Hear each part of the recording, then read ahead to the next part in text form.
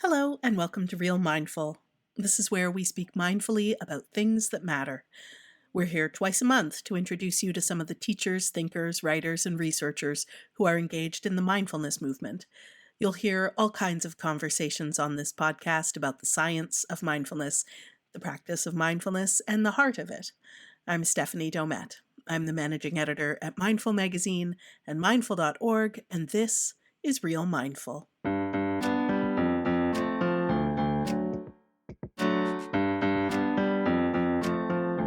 Today on the podcast, my guest is Dr. Amishi Jha. Amishi has been featured many times in Mindful and on mindful.org for her work with so-called high-stress cohorts like first responders and military service members.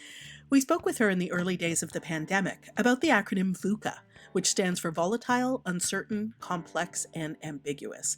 She told us how our brains react to VUCA circumstances and how mindfulness can help us regain ownership of our attention. You can read an excerpt from her new book, Peak Mind, Find Your Focus, Own Your Attention, Invest 12 Minutes a Day, in the December issue of Mindful Magazine, which is on newsstands now. Amishi and I connected a few weeks ago for a Mindful Live session, and we're pleased to bring you that conversation on Real Mindful today. For now, I'm very pleased to welcome Amishi Jha to Mindful Live. Amishi is a neuroscientist and a professor of psychology at the University of Miami. She's the author of Peak Mind, Find Your Focus, Own Your Attention, Invest 12 Minutes a Day, which has just been published by Harper One. Amishi's research focuses on the brain bases of attention, working memory, and mindfulness-based training. She was selected as a Science and Public Leadership Fellow by PopTech, and she serves on editorial review boards of Frontiers in Human Neuroscience, Journal of Experimental Psychology General, Frontiers in Cognitive Science, and Frontiers in Psychology. She is a regular contributor to Mindful and mindful.org, and as a person who's currently struggling with focus, I could not be more glad to have Amishi here today for this conversation. Amishi, hello, and thank you so much for joining us today. Oh, it's so great to be here with you, Stephanie. So I mentioned that I've been struggling with focus, and Amishi, I wouldn't be surprised if every interview you've done around this book has started with a similar admission from the host. How common is the struggle? Oh, very, very common. And I would say it's at the point where it feels like a crisis moment collectively. I think that probably already in the ramp up before the pandemic, so to speak, the notion of being constantly on call, we're reachable 24/7, and having a serious industry effort from social media companies to create algorithms that are not only there to capture, but really mine our attention contributes to all of that. I think the pandemic kind of put it over the top, though, for many of us because of the nature of what we faced, the kind of challenge, difficulty, uncertainty, etc. So you're not alone, but there is some good news. And the first piece of good news that I really do want to acknowledge and that I really love to give people is it's not your fault. I think the problem ends up being when people truly personalize the challenges that they experience. I just can't pay attention. It's my brain that's the problem. And no, I think that for the most part, the response we're having is very normal and in fact indicative of a very well-functioning attention system. If you feel pulled by things that are intended to pull you, well, your attention's doing what it's supposed to do. If you have a preoccupation with things that are life-threatening, like a global pandemic and a deadly virus, that's appropriate. That's exactly what we should be doing. The hard part is trying to juggle all of that and trying to live what we consider sort of normal life. That's where it feels like a crisis. But I think knowing that there's nothing intrinsically problematic with us is important. And then the other piece of really good news, which that's why I'm always thrilled to talk and do anything with mindful.org, is because the reality is there's something we can do. There's actions we can take.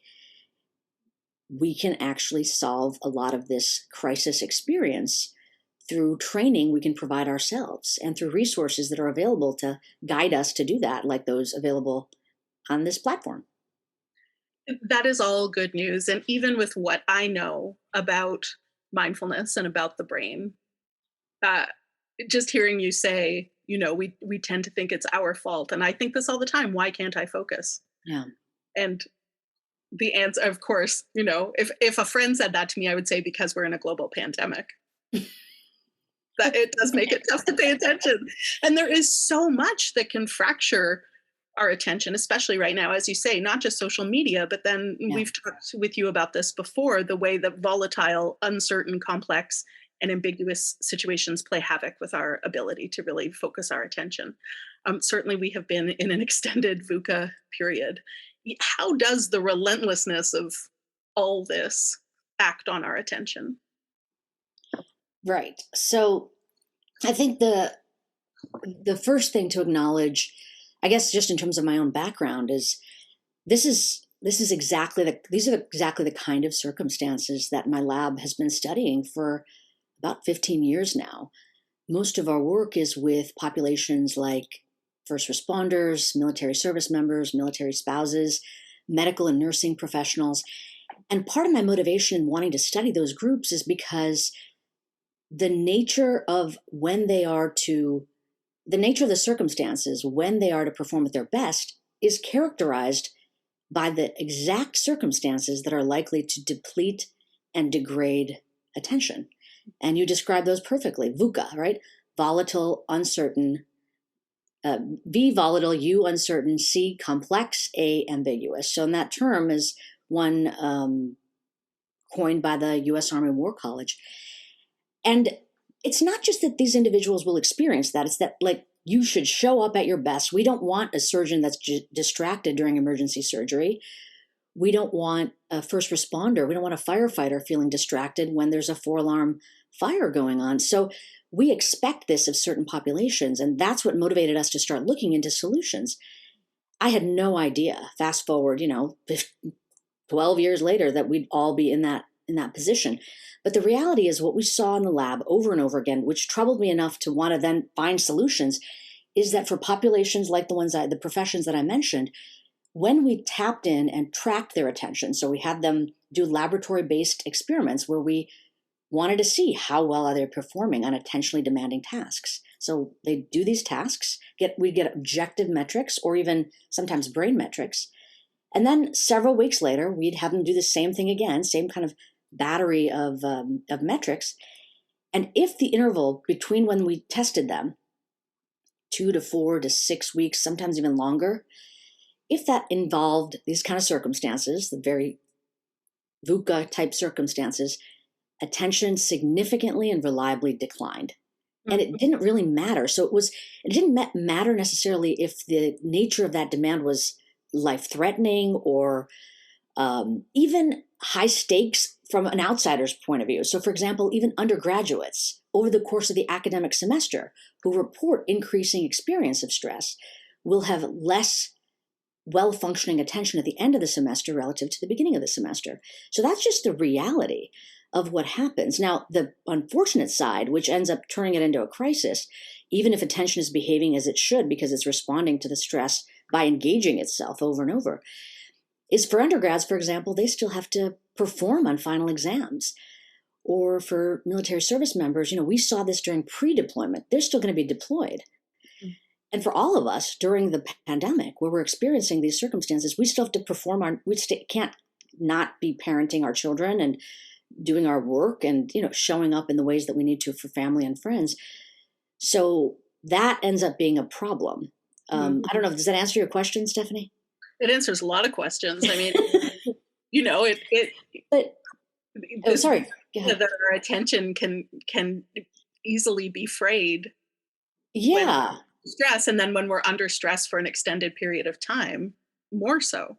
That's right. And kind of to dig in a little bit in a more granular way, it's like, what is it about these VUCA circumstances that's so problematic?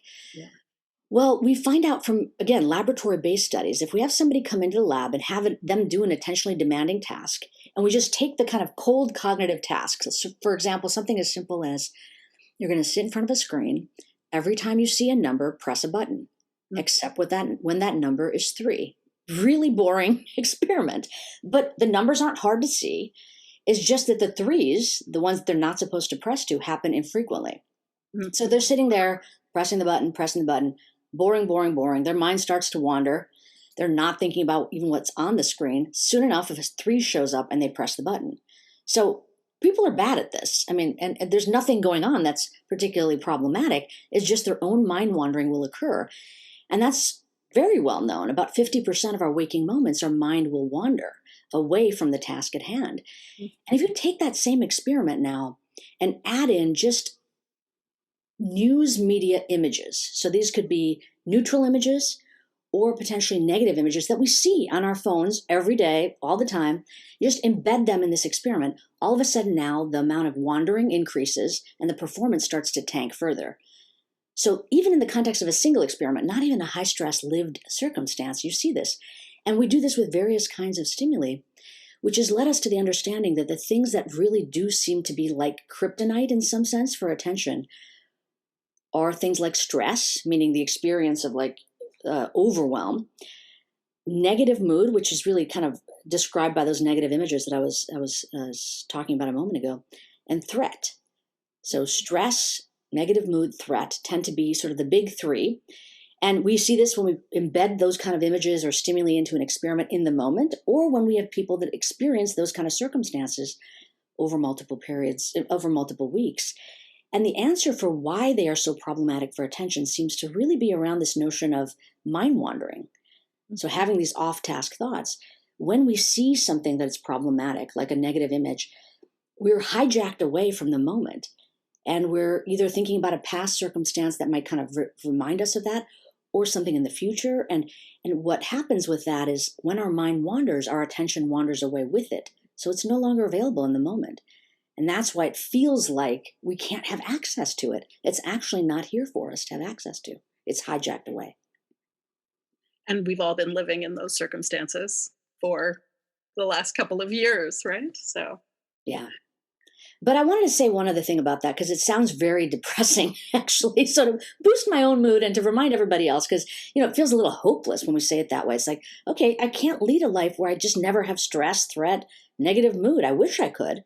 And in my life, even if I'm not experiencing high stress right now, even in the context of the pandemic, if we say, well, we're at some steady state, the rate at which people are kind of coming out of this, the worst of it is hopefully on the uptick.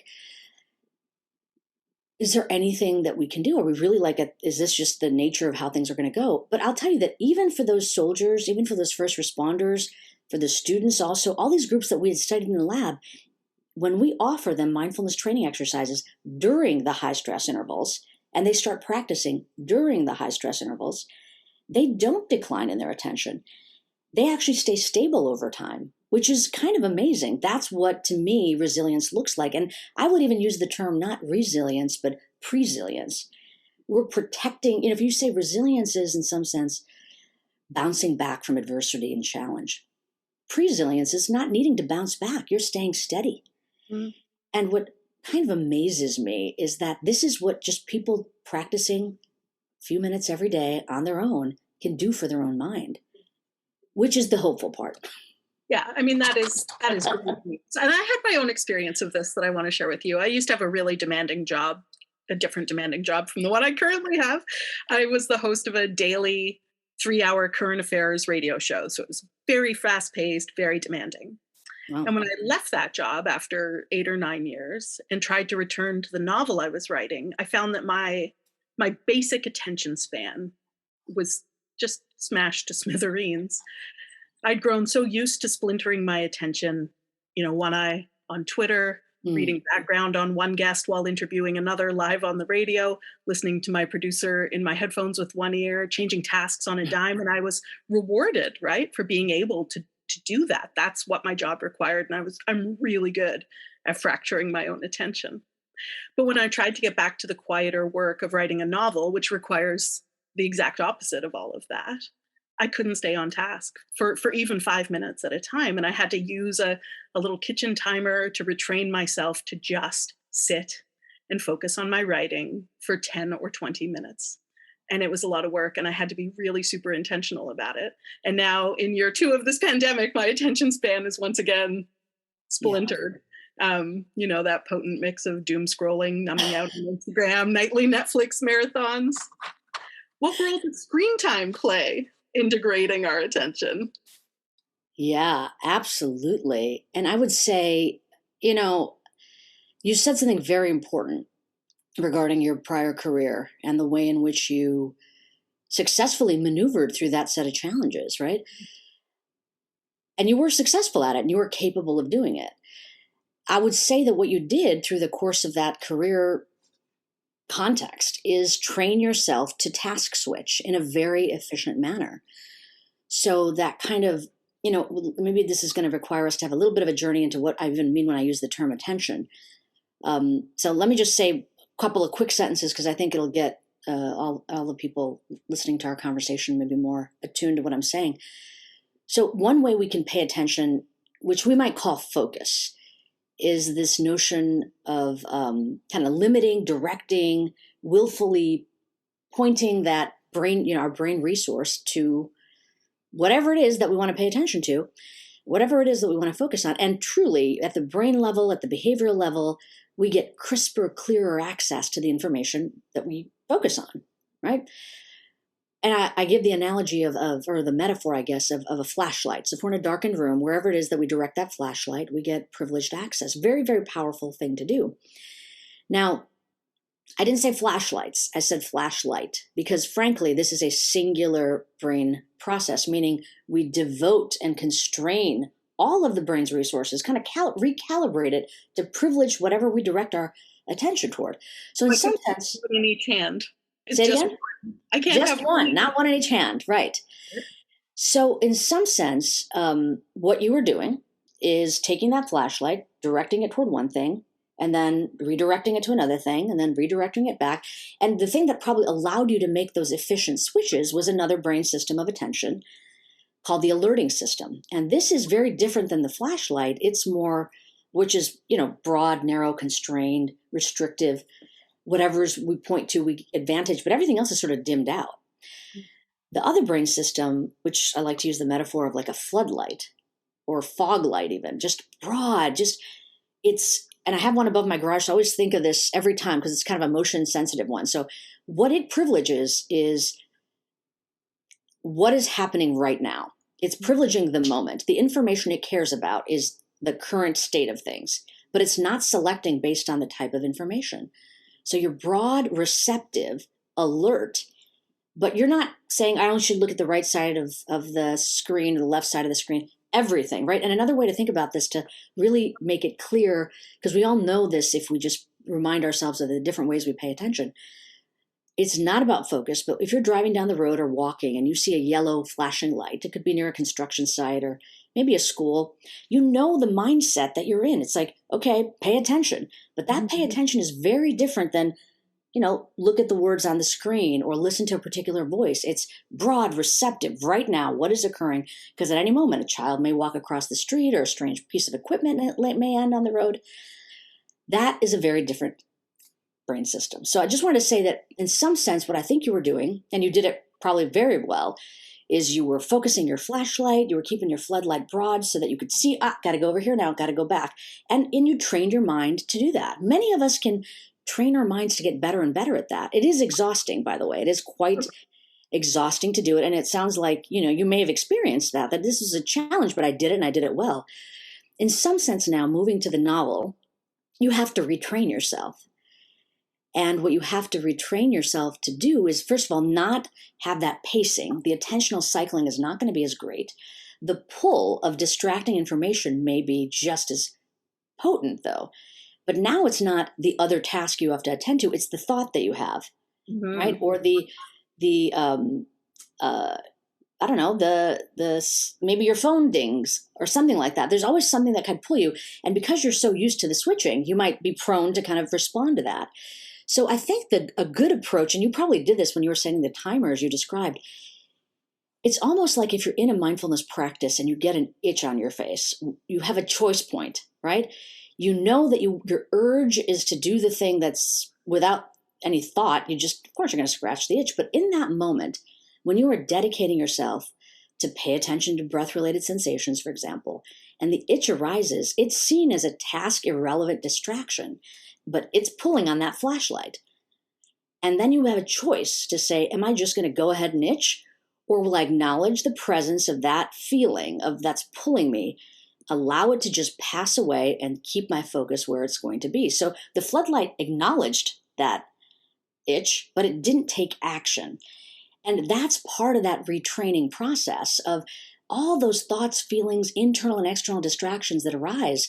We have to train ourselves to be tolerant of them, accepting of them, and not as easily pulled in a thoughtless, automatic way, which we won't do unless we actually dedicate ourselves to training the mind in that way. So I'm glad that you figured it out of how to do it. And I agree with you that part of the reason it's a challenge, again, is because all of these brain systems, both of the ones that we described, they're going to be more depleted and more prone to not functioning quite as well. So it's going to feel like a little bit more of a challenge, which might mean we have to up our training a bit. Right. And I guess the great news is that the training is possible. Exactly. And it's, you've sort of come to this experience or this information that it can take as little as 12 minutes a day. Can you talk about what that 12-minute investment needs to look like? Yeah. And, I would say it's not a given that it could have done anything for attention. In the field of brain science, in the field of, cognitive neuroscience, which is my area, and even neuroplasticity as a topic. I mean, we often hear that term, neuroplasticity, which is essentially our repeated experience and engagement in certain kinds of activities transforming the way the brain functions. And that's all we're talking about. So that's a propensity of mind that has been around forever. I think that's only the new part is that we can train it sort of for our betterment, and that can actually advantage our functioning. And we can track that with brain imaging. So we can see that repeatedly doing something that actually is better for us can change the brain in beneficial ways. So that's a real win. But the tricky part was, at least as it comes to attention, is that it was a slippery thing of like, well, how do you actually train for that? How do you actually improve attention? And we tried all kinds of things in my lab, frankly, because I was on kind of a hunt of like, how do we get this to work? And as was my field at that time. So, for example, things like gadgets, right? Light and sound devices. Maybe if we just kind of stimulate the brain, we might be able to get it to attend better. And frankly, in the short term, it may.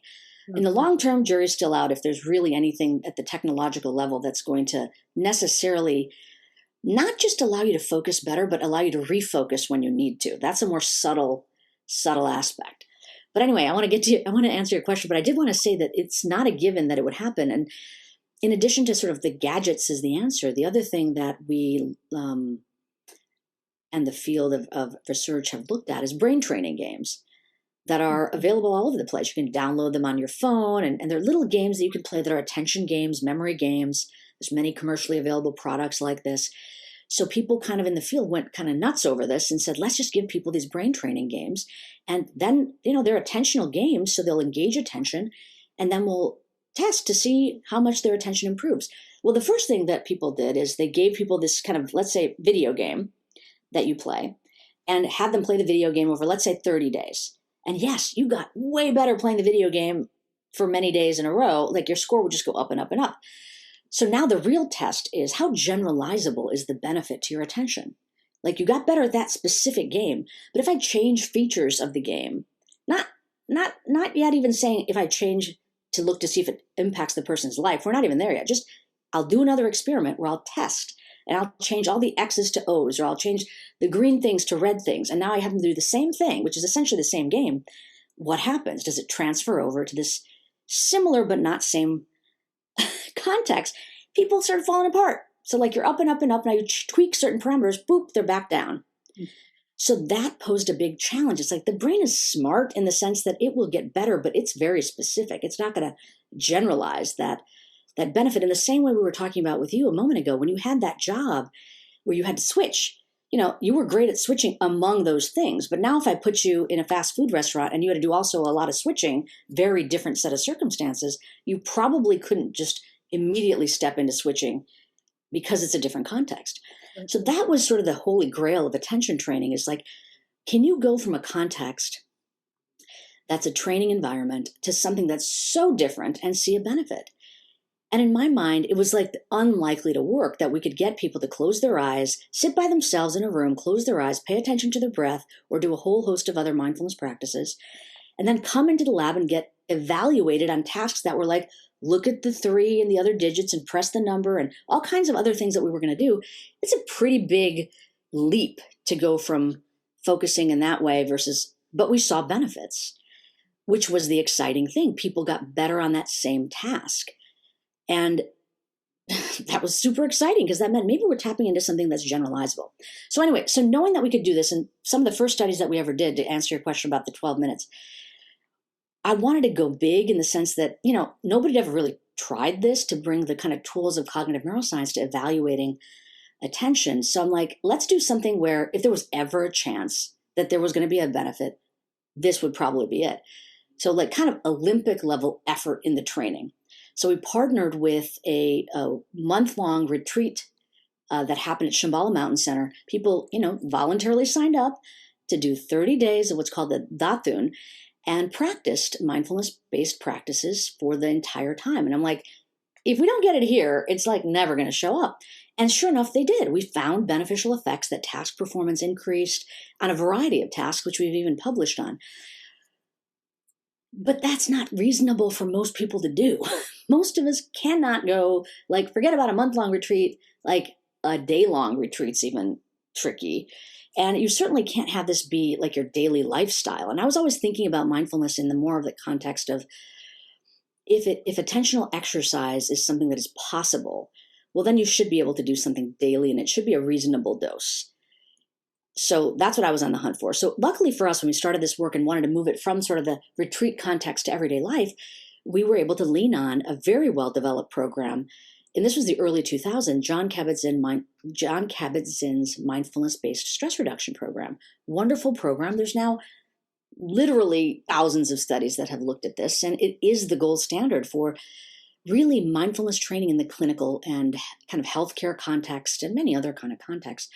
And it requires about 8 weeks of training and 45 minutes a day of daily practice. So because that's great, that's better than trying to go away for a month-long retreat. I mean, more feasible, and many people are able to do this and benefit from this. But remember the kinds of populations I told you we wanted to work with.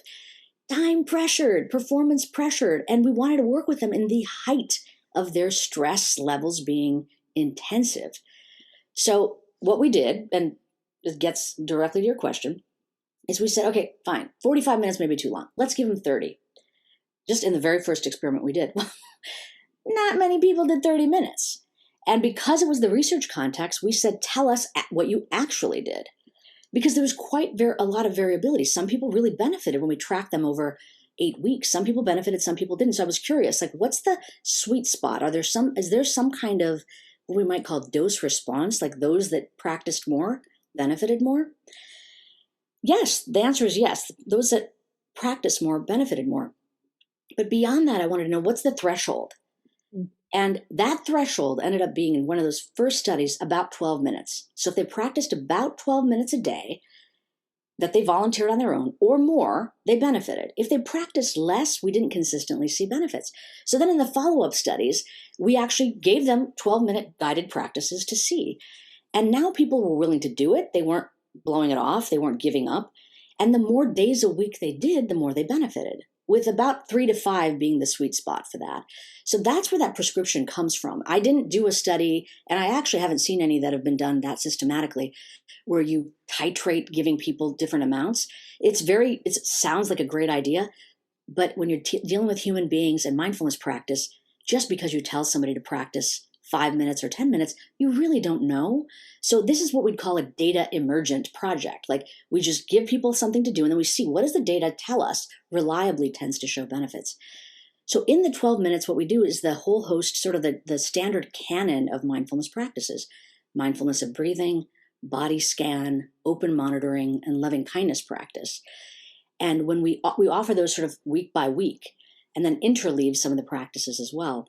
And doing that reliably, I would say now, I would say 12 minutes or more, 3 to 5 times a week, we see beneficial effects in these high demand groups for their attention. How exciting was that for you? It was super exciting and kind of surprising, right? The first level of surprise was, this is kind of amazing that people are able to train their mind, and then we see it in this laboratory setting. It's not a given, and it's been a quite a quandary. I mean, even if you think you can train the brain, it's not obvious how you might do that. Right. Although when I reflect on my own experience, I think I was training my brain to be distracted. So why couldn't I Yeah. also Say it train it again. the other way? Well, it seems to me that I spent a long time in my career training my brain to be distractible. I would say, I would put it in a better light. I would say you were training your brain to be agile to the demands that you had, I right? appreciate the reframe. No, really, because you were really tuned to what you had to do next. And a lot of us have to do that for our careers. It's just that we feel crippled by an inability to stay stable Yeah. when we don't want to be always switching around. There is sort of this heightened sensitivity we have toward what the demand may be. And remember back to that notion of the flashlight that I was providing. So the flashlight, we can devote it and direct it willfully. But the other thing about this precious brain resource is that it gets yanked. It just gets yanked. So even if you're in a darkened room, think back to that sort of context, and you hear some weird sound behind you, boop, you're going to flip that flashlight and see what the heck is going on. Because attention, it ends up, is the success story of our evolution. It allowed us to survive and advantaged things that would privilege our survival. So something potentially threatening, of course you should drop everything and pay attention to that, or novel, or bright shiny thing, or something enticing. There's all these different things that our brain has been sort of attuned to that we should always flip the flashlight to. That's what is the distractibility, is that we don't want to be on a group text chain when we should be writing a report. How do we get ourselves to not do that? And I think that the answer is the same whether it was you trying to write a novel or somebody else in their life now just wanting to be able to hold their own attention, to know that there is this constant battle going on, and to know that noticing that your mind is somewhere that you don't want it to be, it's not a failure, it's a win. It's frankly the only win you've got. If you didn't even know that your mind was somewhere else, there's no chance that you're going to be able to bring it back. I think that's a really powerful and useful reframe. If you can catch where that flashlight is before it's 2 hours deep into the group text about a trip you may all take 6 months from now, if you can notice the tug of your phone and say, flashlight's moving in the direction I don't want it to, boop, bring it back, right? The earlier we can attune ourselves to noticing our own mind wandering, the better we can be at redirecting it back. So all of these things, this capacity to focus when we want to, notice when we're not focused, and then redirect back are trainable as far as we can tell. And we can get better and better at tuning up how distracted we need to be before we can kind of wake up to the fact that we are, to get back on track. And of course, that's what we're doing in those mindfulness meditation practices that you've used in your lab. That's right. That's exactly what we're doing. And I think that, I was saying this earlier, but I really mean it. Having access to practice, having access to a community that likes to practice, values it, it's non-trivial. It makes a big difference. In the same way that, if you wanted to pick up a new running habit or walking habit, being around a community of people that care about that activity can really make a difference. And then kind of rekindling the importance and value in your life, that this is not something you can coast on. Just in the same way a marathon runner can't train for a marathon and think, I'm good for the rest of my life, I can run a marathon whenever I want. No way, right? Even if you trained up for it, if you just become a couch potato for the next 6 months, forget it. You're not going to be able to just hop back in. Now, you may be better able to kind of regain some of those functions faster, but you need to have some kind of daily ramp up and regimen to stay physically fit, and the mind is no different. I want to ask you, before we turn to audience questions, I want to ask you quickly about ADHD. This is no doubt anecdotal, but I feel like over the last couple of years, particularly during the pandemic, I saw a big increase in both people I know and then people I encounter on the internet writing about uh, finding that they have ADHD or at least ADHD symptoms. And there seems to be an increase in that. And I just wonder what you say about that. Makes complete sense to me. In some sense, Attention deficit is exactly what I started out talking about with you, right? This notion that VUCA circumstances, stress, threat, poor mood, are going to disable and degrade attention. And what do I mean when I say that? Well, we talked about two systems already, the flashlight and the floodlight. There's a third system, something called executive control, I call it the juggler, because frankly, just like the executive of a company, this system's job is to ensure, and really we use that term executive for that reason. It's like the same as a corporate executive. This system's job is to ensure that our goals and our behavior align, kind of moment by moment. And in order to do that, the executive function system means to maintain what the goals are. What am I supposed to be doing right now? It allows us to update. Oh, there's new information. Maybe don't have that same goal. Do it differently, or don't do it. Inhibit behavior that doesn't align with the goal, so that we're not off doing the wrong thing. Get us back on track, and then shift, just like you were doing when you were doing this task switching. Right? Executive control was really allowing you to say, the goal right now is to be agile and receptive to what's going on. So that brain system, it's a juggler because it's kind of keeping all the balls in the air. So now all three of these systems, we know how they function. We know how they function well. And we also know how they function not well. So for example, that flashlight would be when it's not always directing to where you want it to go, but it's kind of off wherever. Or it can't even constrain itself to be a flashlight, sort of like fractured light. Or the floodlight could be overly bright so that everything feels like this caution, hypervigilant kind of orientation, which leads to, is tied to anxiety, for example. And then the juggler, the balls will drop. You can't keep your goals in mind. Like, we can see how each of these systems may function very well and not so well. And the thing that drives them down are the factors that we just discussed. So the fact that more people are reporting feeling ADD-like makes sense to me, because in many ways, they probably are getting driven down. I mean, this notion of feeling a cognitive fog, there's nothing wrong with that. It's unfortunate and it's painful, but it's real. It's not imagined. And all I would say is, when it becomes a clinical diagnosis, that's essentially when it's so problematic that it's affecting your daily functioning. And then I think you do need to get some real professional support. But just to keep in mind that it's not just any one of these systems. Attention dysregulation, attentional dysfunction could be some level of set points and interactions between these systems. So I think that it's good for people to understand the way that attention works. And even if they say, I feel like my attention's not working so well, look to the other systems. How are they doing? To kind of normalize and give yourself a sense. I mean, I really think that it's important not to kind of get so self-deprecating regarding our attention, because it doesn't serve us, frankly. It's another source of distraction. And it's a very normal way the brain is responding. And we can train it to get better. So I'd rather people orient toward what the wins are that are within our control. And another aspect of mindfulness meditation, right? To come back, bring your focus back with compassion. There's no sense berating yourself for being... Absolutely. With compassion, with kindness, but while befriending yourself, that this is done in a manner to help you live your life better and more fully.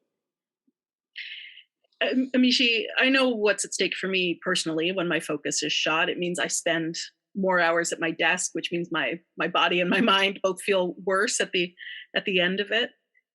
What are the stakes, for all of us on a sort of socio-cultural scale? What's at stake when so many of us are, as you say, like missing 50% of what's happening?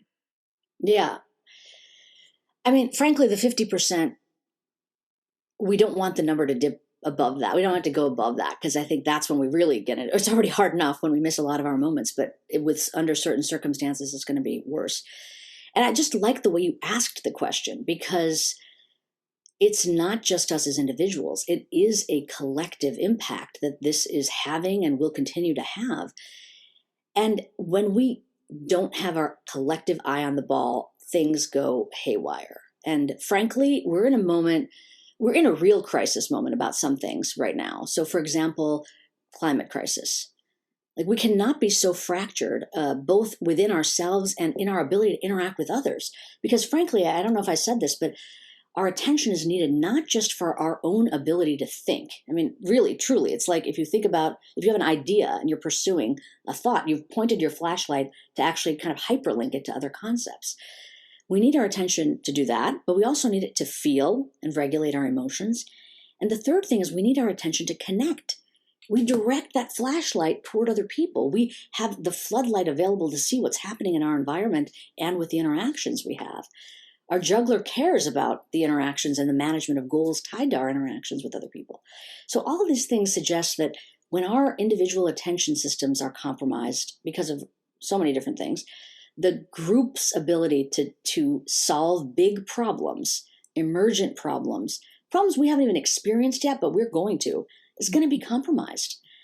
So everything that plays out in our own lives, we're going to start seeing at a global scale. So I don't see this as I don't mind the term self-care, but this is mandatory training. We need to, not mandatory in the sense that it should be imposed on people, but we need to take it upon ourselves to kind of up-level our ability to have access to our own mind because the world needs it. We need it in our own lives, but the world needs it. So climate crisis is one example, but there's another one that I think I wanted to mention. And I did write an article in Mindful about this. The consequences that I think do contribute to social unrest and to political divisiveness. And this may be a surprise to many people, we need our attention to know what we should believe. Now that sounds kind of weird, like what? But it ends up that the brain, for the most part, and this is still being actively debated, but there are plenty of studies now that suggest that the default of the brain is to believe information first, meaning if you hear it, you will believe it. And then attention allows you to deliberate whether the thing you believe should be unbelieved. Mm-hmm. So it's not that you are presented with ideas and then decide which ones you want to believe. The default is believe and then unbelieve. Now, why would that be? Well, because it ends up that our comprehension system is it's built off of our perceptual system. So seeing is believing. I see your face. I don't think it's an imagination of my mind. I see a cup. I think it's reality. Perception defaults to believing. Comprehension does too. So now all of a sudden, we're globally scattered. Our attention is shot. Stuff is being thrown at us. And we've lost the capacity to evaluate in the same manner. It's worse because now we don't have, we have siloed communication because of the social media algorithms that are further fracturing us. So we don't even have a chance to kind of bounce ideas off of people that might be more likely to unbelieve things that we are less likely to unbelieve. So I just do think that attention is not just a nice to have, it's a must have at the individual level and frankly for our collective good and our collective survival. Thank you for that. Those are high stakes. I appreciate it as a person who's very externally motivated by the needs of others. Yeah. I'm convinced. All right, I want to bring in some questions from our audience here. And so this person wonders if you can speak to any new research projects or findings that are coming out related to mindfulness and attention. Near and dear to my heart. So, I think that the good news is now we're at the point where we're not doing a single study or a couple of studies.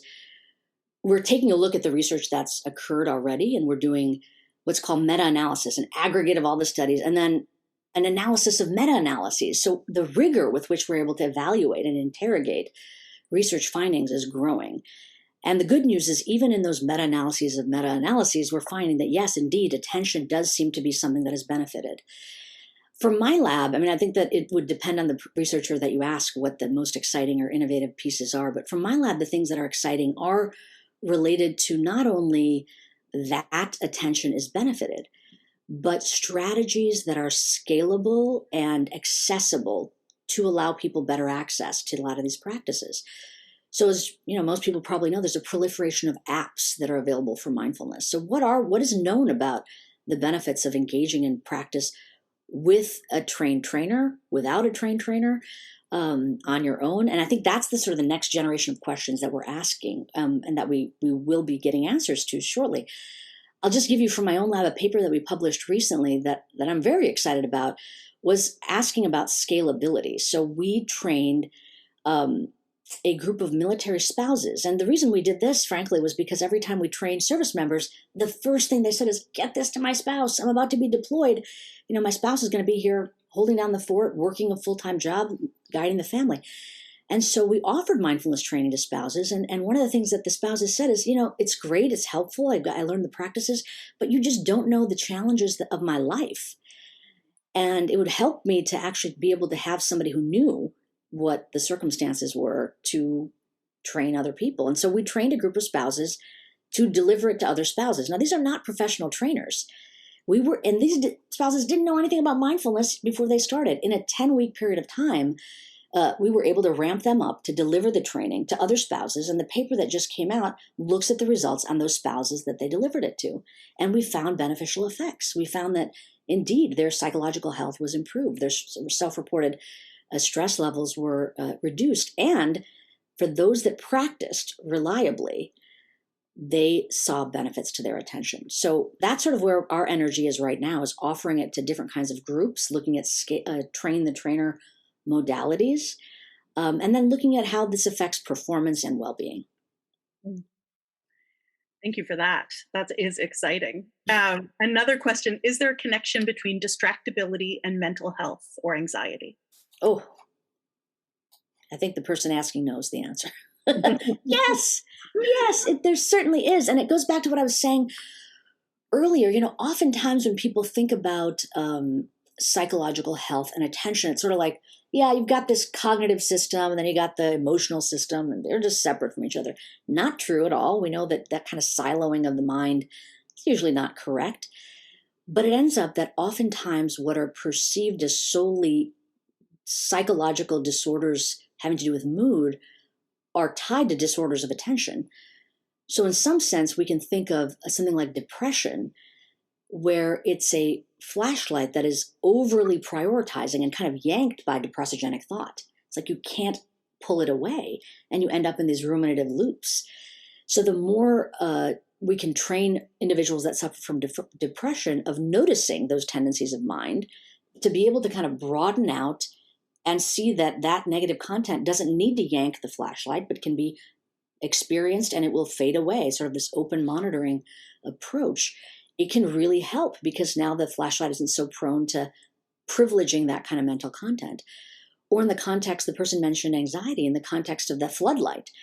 Oftentimes, disorders like anxiety and PTSD have an overly active floodlight. Like the sensitivity to be broad and kind of on edge is greater. So in that case, you might do something essentially very similar, where you're going to take a distanced perspective, for example, something called decentering. You're going to defuse yourself from the content that's arising to kind of dial down the brightness of that floodlight. Now, I'm speaking in very metaphorical terms, and I'm doing that just because our time is short and I can't give you the 10 papers to read, but know that there are people taking a serious look at psychological disorders, the relationship to mindfulness and the relationship to attentional dysfunction, to connect the dots. And so far, we know that for intractable depression, mindfulness-based approaches are very, very beneficial. Same thing with anxiety.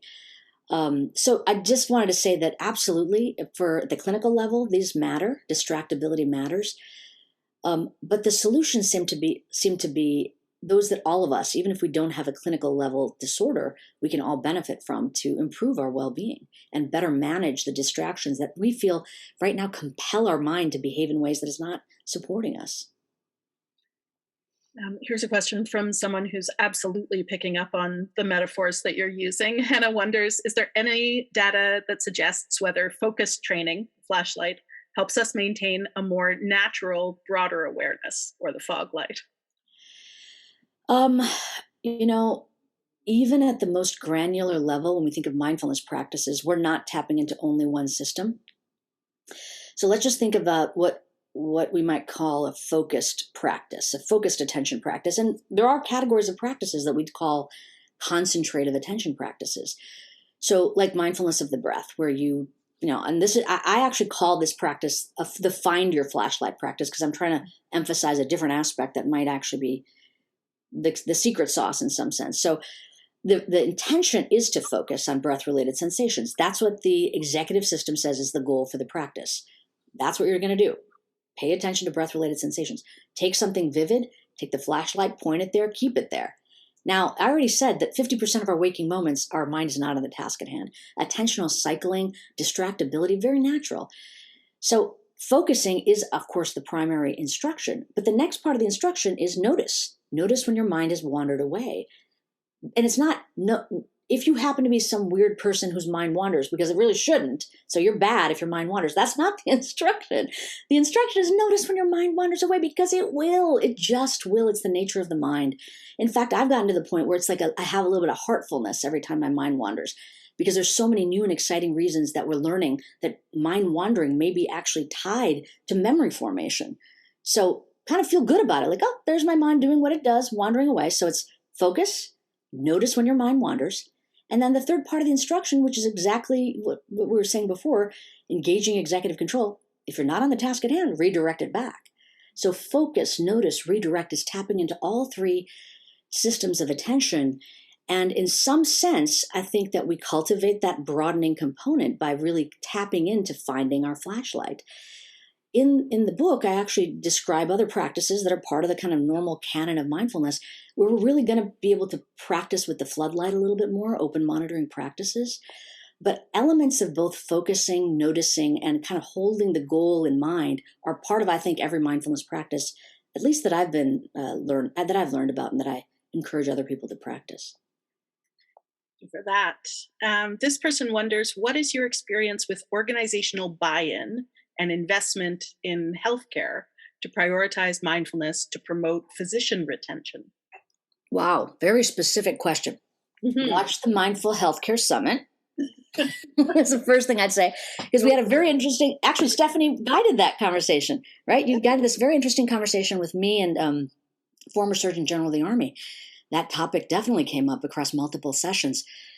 I think the main thing to do in terms of buy-in is think about, first of all, we're not at the starting point right now. There's an entire literature that people can lean on. Mm-hmm. We know about workplace mindfulness training. We know even about sort of the actuarial and financial implications of introducing mindfulness in many contexts. So, I think the real challenge is in terms of institutional engagement is finding the right entry point, and then having leaders that understand enough to give it a try. So I don't know if I'm going to answer the person's specific question, but thankfully you're not at a moment where you're doing this alone. I mean, frankly, that was a lot of the moments I felt in the early days of this enterprise, is people that were offering it in education or healthcare, or for me, the military, we were alone. Now there's a community of people that you can lean on. There are organizations that are devoted to exploring the utility of these practices in the healthcare setting for physicians, for example. So start by seeking out others that have already done this as sort of mentors and guides to see how they can help guide you to do it in your own specific context where you may be experiencing challenge. We just have a few minutes left, and we have a few more questions, so we'll try to squeak them in. In your experience working with soldiers and the military, what kinds of practices did you use to introduce them to mindfulness? Which mindfulness practices are some of the go-to practices for the high-stress populations you serve? Right. So because the starting point for a lot of our work was on what I would consider the most empirically well-studied sort of civilian program, if you will, mindfulness-based stress reduction, the options that we chose from as we were thinking about how to offer it to military service members came from that suite of practices. And the four that I mentioned have comprised most of the programs that we have studied in the lab. So, and these happen to be the four practices that I describe in the book as well. We're not having people necessarily, as they're learning them, decide whether they're going to practice or not. It's part of the program. So mindfulness of breathing or focused attention practices, body scan, open monitoring, and loving kindness are all part of the 4-week repertoire that we offer. After the 4 weeks, and right now I'm speaking about a program called mindfulness-based attention training that I co-developed with my colleague Scott Rogers that we have now studied in multiple contexts. But after the 4 weeks, we kind of say, do what you want. Pick the practice that you want. And in a recent study, a collaboration actually with Army researchers, we were very curious. What do people pick? to my surprise, these were boot camp soldiers. Like they weren't even soldiers yet, they're cadets. The one that they tended to like a lot was the loving kindness practice.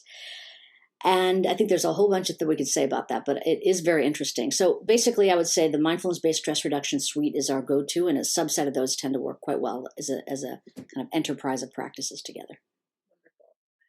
Have you tried these strategies for young children and their families to prevent mental health difficulties in the population? I have not, but thankfully, there's a whole lot of people that have. And I think we're starting to find evidence that mindfulness training offered in the educational context for students and in the kind of family dynamics context we're finding beneficial results. It's just a matter of like the specifics, right? So again, we're not at the point where we're doing a study or two. Now we're doing meta-analyses, and sometimes meta-analyses of meta-analyses.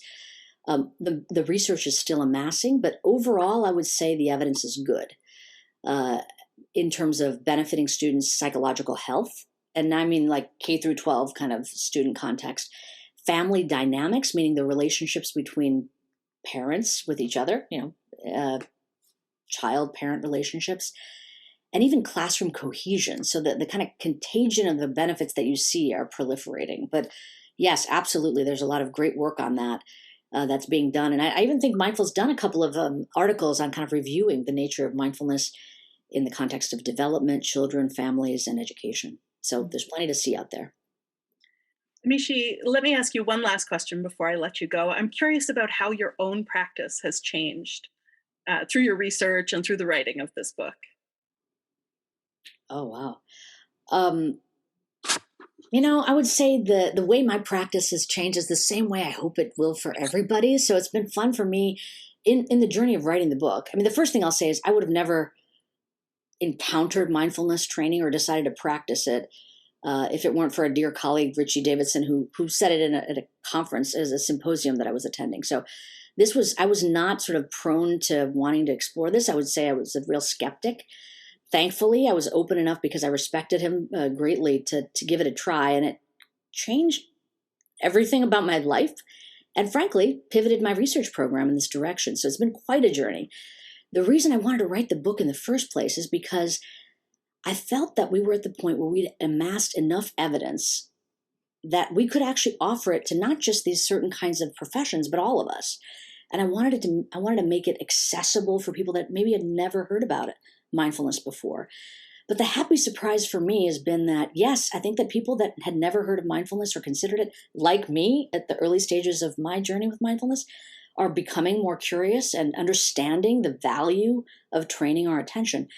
But the kind of special surprise for me has been working with and hearing from people that are long-term practitioners that feel like hearing about this perspective of attention and attention training, not just the narrowing, but the broadening and the relationship to our emotions, really beneficial. So my practice is basically, it's like a daily reminder. When I hear from other people and just in the journey of writing this book, it reminded me of all the reasons that this is beneficial for the people that decide to engage in it, and that it can benefit me as well. And I should do it, because talking about it and doing it are two different things. So just get on the mat, close your eyes, practice. Amishi, it's been such a pleasure to have you here for this conversation. Huge congratulations on this book, and thank you so much for being with us today. Thank you very much. It's been a lot of fun. You can read an excerpt from Peak Mind in the December issue of Mindful or at mindful.org, and you will find much more by and about Dr. Amishi Jha on mindful.org.